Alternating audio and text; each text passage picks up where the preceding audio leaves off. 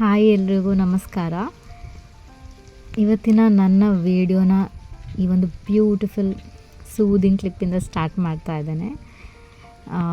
ನಾನು deep cleaning ಒಂದು video ತೋರಿಸ್ತಾ ಇದ್ದೇನೆ ಇವತ್ತಿನ ವಿಡಿಯೋದಲ್ಲಿ. ಹೇಗೆ ನಾನು ಮನೇನ ಮಂತ್ಲಿ ಒನ್ಸ್ ಡೀಪ್ ಕ್ಲೀನ್ ಮಾಡ್ತೇನೆ ಅಂತ. ಇದು ತುಂಬ ನೆಸಸರಿ. ನಿಮ್ಮ ಮನೇಲಿ ಅದೆಷ್ಟೇ ಐಟಮ್ಗಳಿರಲಿ, ಕಡಿಮೆ ಇರಲಿ, ಹೆಚ್ಚಿರಲಿ, ಡೀಪ್ ಕ್ಲೀನಿಂಗ್ ಅಂತೂ ವೆರಿ ಮಚ್ ನೀಡೆಡ್ ಅಂತ ಹೇಳ್ಬೋದು. ನಿಮಗೂ ಒಂದು ರಿಲ್ಯಾಕ್ಸ್, ಹಾಗೆಯೇ ಒಂಥರ ನಿಮಗೂ ಐ ಸೂದಿಂಗ್, ಮನೆ ನೋಡೋದಕ್ಕೆ ಕ್ಲೀನ್ ಆ್ಯಂಡ್ ನೀಟಾಗಿ. ಇಲ್ಲಿ ನನ್ನ ಹೆಲ್ಪಿಂಗ್ ಹ್ಯಾಂಡ್ ಅಂತ ನೋಡಿ 2 ಪುಟ್ಟ ಕೈಗಳು ಇದ್ದಾವೆ. ನಾನು ವಿಡಿಯೋ ಮಾಡ್ತೇನೆ ಅಂತ ಮಾಡ್ತಾಯಿದ್ದೆ, ಬಟ್ ಅವ್ರಿಂದೇನು ಕೆಲಸ ಮಾಡಿಸ್ತಾ ಇರಲಿಲ್ಲ. ಆದರೆ ನಾನು ಕೆಲಸ ಮಾಡುವಾಗ ಅಮ್ಮ ಹೆಲ್ಪ್ ಏನಾದರೂ ಮಾಡಬೇಕಾ ಅಂತ ಬಂದೇ ಬರ್ತಾರೆ ಎವ್ರಿ ಟೈಮ್. ಅದೊಂದು ನಂಗೆ ತುಂಬ ಇಷ್ಟ ಆಗ್ತದೆ. ಮಕ್ಕಳೆಲ್ಲ ಟಿ ವಿ ನೋಡಿಕೊಂಡು ಆಟ ಆಡಿಕೊಂಡು ಇರೋವಂಥ ಈ ಟೈಮಲ್ಲಿ ನನ್ನ ಮಕ್ಕಳು ಬಂದು ಏನಾದರೂ ಹೆಲ್ಪ್ ಏನು ಮಾಡಬೇಕಮ್ಮ, ಏನೋ ಕೆಲಸ ಕೊಡು ಅಂತ ಕೇಳ್ತಾ ಇರ್ತಾರೆ. ಐ ಹೋಪ್ ನಿಮ್ಮಲ್ಲೂ ತುಂಬ ಜನ ಮಕ್ಳು ಈ ಥರ ಮಾಡ್ಬೋದು. ನಾವು ಅವ್ರ ಹತ್ರ ಕೆಲಸ ಮಾಡಿಸೋದಿಲ್ಲ, ಬಟ್ ಅವ್ರ ಆ ಮಾತು ಒಂದು ಹೇಳಿದ್ರೇ ನಮಗೆ ಎಷ್ಟೊಂದು ಒಂಥರ ನಮ್ಗೆ ಹೆಲ್ಪ್ ಮಾಡಿದಷ್ಟೇ ಒಂದು ಖುಷಿ ಆಗ್ತದೆ ಅಲ್ವಾ. ಸೊ ಸ್ವಲ್ಪ ಹೆಲ್ಪ್ ಆದಮೇಲೆ ನೀವು ಹೋಗಿ ನಾನೆಲ್ಲ ಮಾಡ್ತೀನಿ ಅಂತ ಹೇಳಿದೆ. ಯಾಕಂದರೆ ನಾನು ಈ ಬಲೆ ಎಲ್ಲ ತೆಗಿತಾ ಇದ್ದೆ, ಅಲ್ಲಿದ್ದರೆ ಅವ್ರ ಕಣ್ಣಿಗೆ ಮತ್ತು ತಲೆ ಮೇಲೆ ಎಲ್ಲ ಬೀಳ್ತದಲ್ಲ, ಸೊ ಆಚೆ ಇರಿ, ನಾನು ಕ್ಲೀನ್ ಮಾಡ್ತೇನೆ ಅಂತ. ಇನ್ನು ಈ ಡೀಪ್ ಕ್ಲೀನಿಂಗ್ ಒಬ್ಬೊಬ್ಬರು ಒಂದೊಂದು ಥರ ಮಾಡ್ಬೋದು. ನಮ್ಮಲ್ಲಿ ಈ ಥರ ತುಂಬ ನೋಡಿ, ಏನು ನಾವು ಫಾಲ್ ಸೀಲಿಂಗ್ ಮಾಡಿಸಿದ್ದೇವೆಲ್ಲ ಅದರಲ್ಲಿ ಆ ಗ್ಯಾಪಲ್ಲಿ ತುಂಬ ಬಲೆ ಕಟ್ಕೊಳ್ತದೆ. ಅದನ್ನು ಎವ್ರಿ ಟೈಮ್ ಕ್ಲೀನ್ ಮಾಡಲೇಬೇಕು. ಹೇಳ್ತಾರಲ್ಲ ಮನೆಯಲ್ಲಿ ಬಲೆ ಕಟ್ಟಿರಬಾರ್ದು, ಬಲೆ ಕಟ್ಟಲಿಕ್ಕೆ ಬಿಡಬಾರ್ದು ಅಂತ. ಸೊ ಅದನ್ನು ಯಾವಾಗಲೂ ಕ್ಲೀನ್ ಮಾಡಿಕೊಂಡೇ ಇರಬೇಕಾಗ್ತದೆ. ಇದೊಂದು ದೊಡ್ಡ ಟಾಸ್ಕ್ ನನಗೆ. ಲ್ಯಾಡರ್ ಇಟ್ಟು ಅದರ ಮೇಲೆ ನಿಂತ್ಕೊಂಡು ಇವುಗಳನ್ನೆಲ್ಲ ಕ್ಲೀನ್ ಮಾಡ್ತಾ ಇರಬೇಕು ಟೈಮ್ ಟು ಟೈಮ್. ಸೊ ಈ ಒಂದು ಏನು ಬಲೆ ಕೋಲು ನನಗೆ ಇದು ತುಂಬ ಹೆಲ್ಪ್ಫುಲ್ ಅಂತ ಅನ್ನಿಸ್ತದೆ. ಯಾಕಂದರೆ ಇದು ನೋಡಿ ಹೇಗೆ ಬೇಕಾದ್ರೂ ಬೆಂಡ್ ಆಗ್ತದೆ. ನೀವು ಆ ಥರ ಏನಾದರೂ ಪ್ಲೇಸಸ್ ಇತ್ತು ನಿಮಗೆ ರೀಚ್ ಆಗೋದಿಲ್ಲ, ಆಗ ನೀವು ಇದನ್ನು ಬೆಂಡ್ ಮಾಡಿ ಹೀಗೆ ಡಸ್ಟ್ ಮಾಡ್ಬೋದು. ತುಂಬ ತುಂಬ ತುಂಬ ಕಂಪೆನಿ, ಅಂದರೆ ವೆರೈಟಿ ಕಂಪೆನಿಗಳಲ್ಲಿ ಈ ಥರ ಒಂದು ಡಸ್ಟರ್ ಉಂಟು. ನೀವು ಆನ್ಲೈನಲ್ಲಿ ಚೆಕ್ ಮಾಡಿದರೆ ನಿಮಗೆ ಸಿಗ್ತದೆ. ಇದು ಫೈಬರ್ ಡಸ್ಟರ್ ಏನೋ ಹೇಳ್ತಾರೆ. ಸಾಧ್ಯ ಆದರೆ ನಾನು ಅದರ ಲಿಂಕ್ನ ಕೊಟ್ಟಿರ್ತೇನೆ, ನೀವು ಡಿಸ್ಕ್ರಿಪ್ಷನ್ ಬಾಕ್ಸಲ್ಲಿ ಚೆಕ್ ಮಾಡಿ.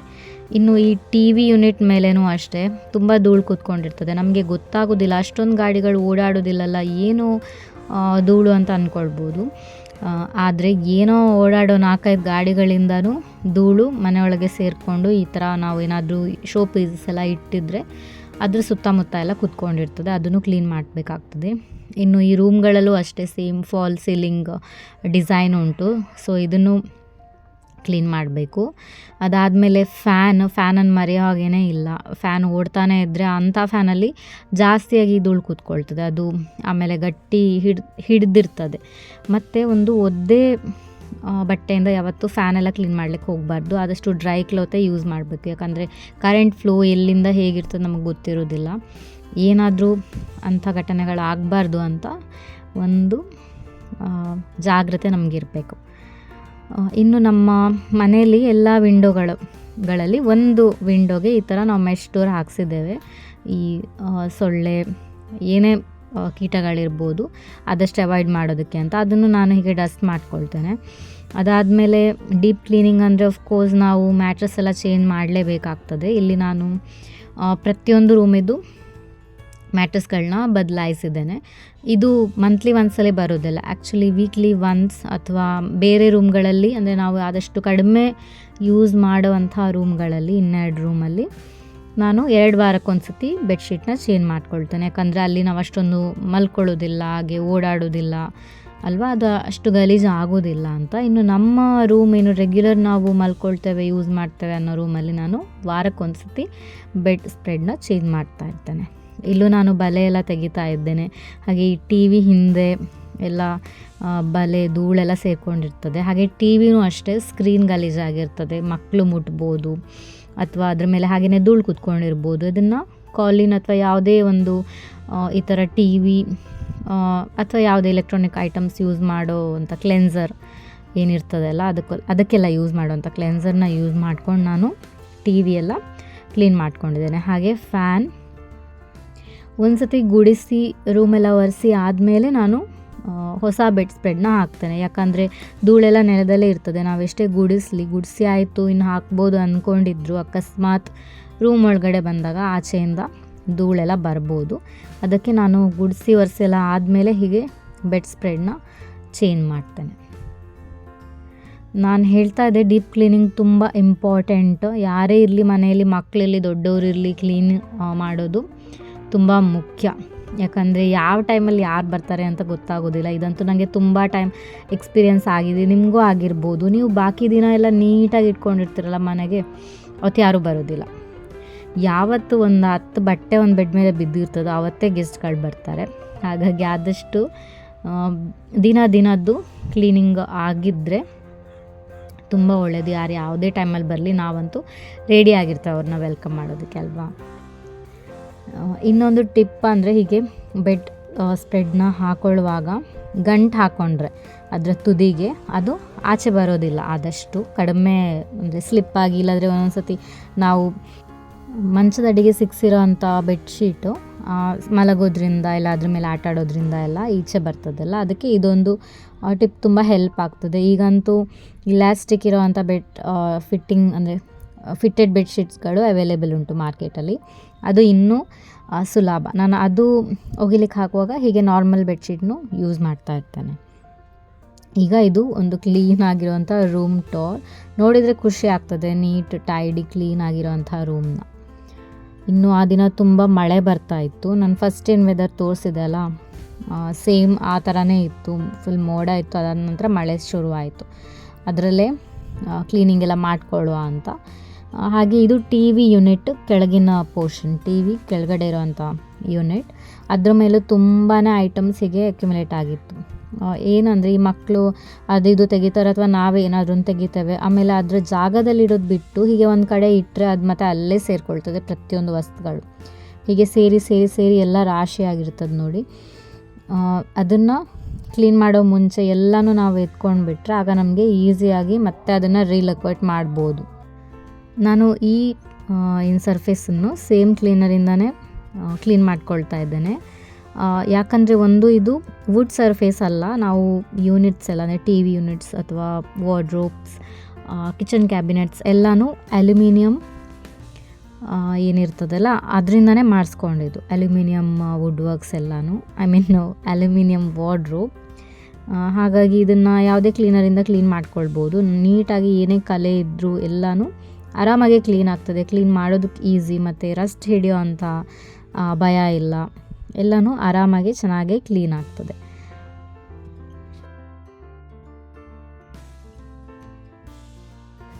ಇನ್ನು ಈ ಸ್ಪೀಕರ್ದು ಯೂನಿಟ್ ಏನಿರ್ತದಲ್ಲ, ಇದು ಸ್ಪೀಕರ್ ಅಲ್ಲ, ಅದರ ಏನು ಹೇಳ್ತೇವೆ ವಾಟ್ ಎವರ್, ಅದರಲ್ಲೂ ಈ ಧೂಳೆಲ್ಲ ಇರ್ತದೆ. ಮತ್ತು ಈ ಫೋಟೋ ಫ್ರೇಮ್ ಇಟ್ಟಿರಲಿ ಏನೇ ಇಟ್ಟಿರಲಿ ಅದ್ರ ಮೇಲೆಲ್ಲನೂ ಧೂಳು ಕೂತಿರ್ತದೆ.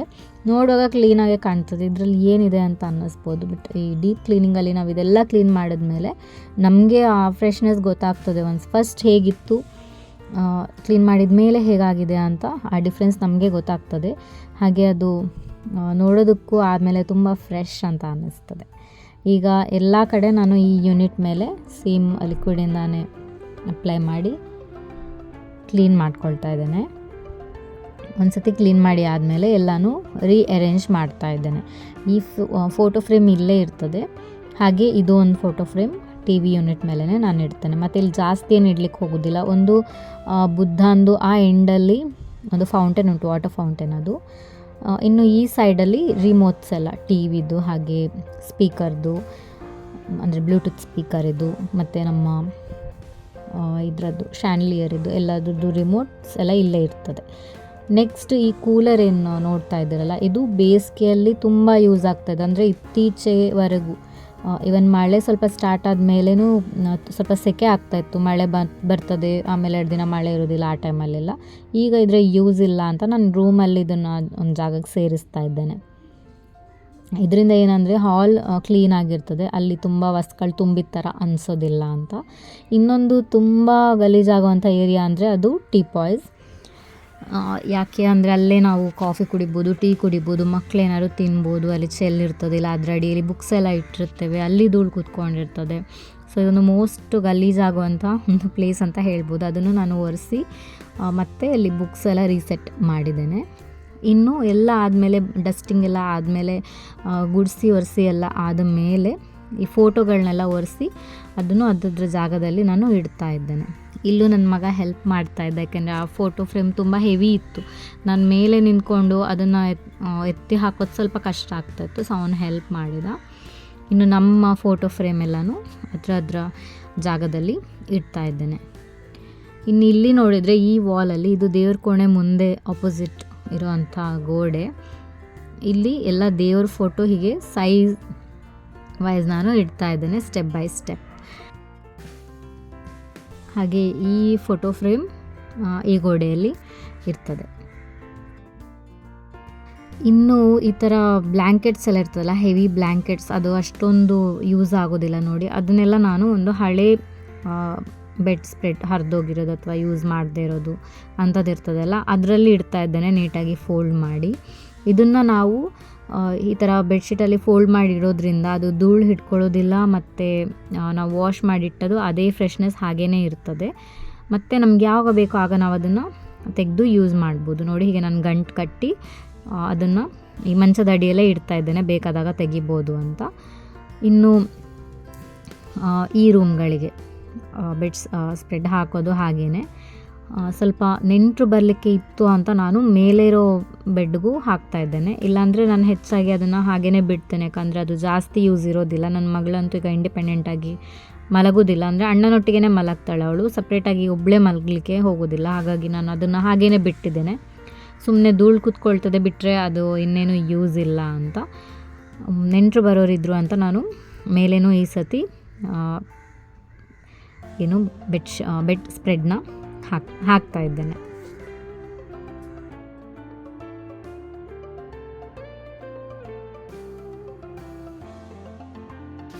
ಇಲ್ಲಿ ಕೂತ್ಕೊಂಡು ಎಲ್ಲ ಅರೇಂಜ್ ಮಾಡೋದಂದ್ರೆ ದೊಡ್ಡ ಟಾಸ್ಕ್ ನನಗೆ.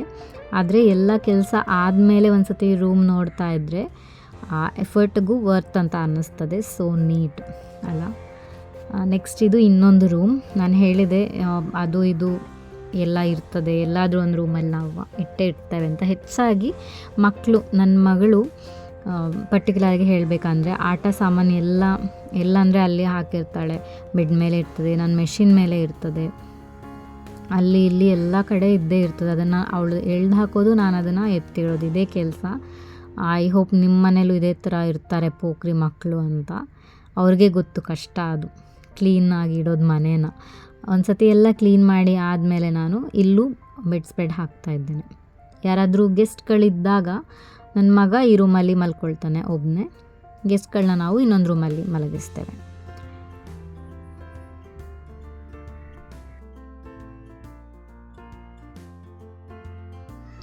ಈ ರೂಮು ಅಷ್ಟೇ ಫ್ರೆಶ್ ಆ್ಯಂಡ್ ಕ್ಲೀನ್ ಆಯಿತು. ನೋಡ್ಲಿಕ್ಕೆ ಅಷ್ಟೇ ಖುಷಿ ಆಗ್ತಾಯಿದೆ. ಈಗ ಫೈನಲಿ ಎಲ್ಲ ಅದರ ಜಾಗ ಸೇರಿದ ಮೇಲೆ ಈ ಥರ ಕಾಣಿಸ್ತದೆ. ಕ್ಲೀನಾಗಿರೋ ಮನೆ ನೋಡೋದೇ ಒಂದು ಖುಷಿ ಅಲ್ವಾ. ಇದು ನನ್ನ ಇವತ್ತಿನ ಒಂದು deep cleaning video. I hope ನಿಮಗೆ ಇಷ್ಟ ಆಯಿತು ಅಂತ. ಇಷ್ಟ ಆದರೆ ಲೈಕ್ ಮಾಡಿ, ಚಾನಲ್ಗೆ ಸಬ್ಸ್ಕ್ರೈಬ್ ಮಾಡಿ. ನಾನು ನಿಮಗೆ ನೆಕ್ಸ್ಟ್ ವಿಡಿಯೋದಲ್ಲಿ ಸಿಗ್ತೇನೆ. ನಮಸ್ಕಾರ.